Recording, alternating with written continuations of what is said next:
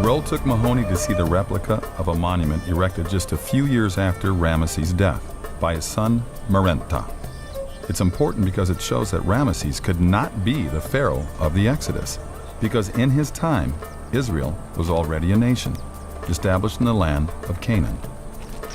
So this is the famous Merneptah Stele, or what we call the Israel Stele. And it actually belongs to the king Merneptah. Up there at the top, you can see him facing the god Amun. And he lists in a poetic form all the different conquered nations, the nations that are at peace.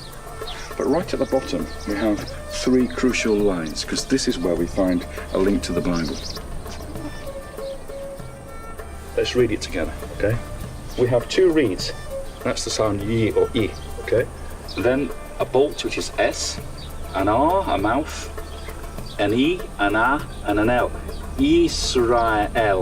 Israel. Israel.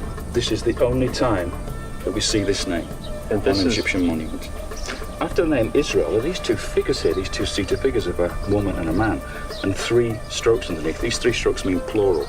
So it means the people or nation of Israel. And then this is the interesting bit. It says, Fekti bin Peret eth. Israel is laid waste, his seed is no more. Well, does it mean they were literally no more? No, it's a sort of poetical way of saying they've been overcome, defeated. Or pacified? All these phrases here are like that. It's a poetical phrase, effectively. How significant is this then to the story of the Exodus?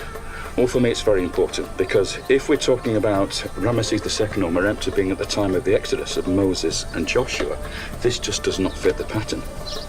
It's not tribes wandering around the Sinai, lost in the desert, or, during the wandering periods of Moses and Joshua. They seem to be a political entity. This monument doesn't fit the idea of Ramesses being the Pharaoh of the Exodus because it was written shortly after his death.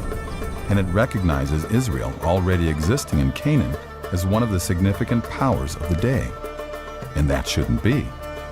Because the Bible says that the Israelites did not even begin to conquer Canaan until 40 years after the Exodus. So Ramesses could not have been the Pharaoh who let the Israelites go.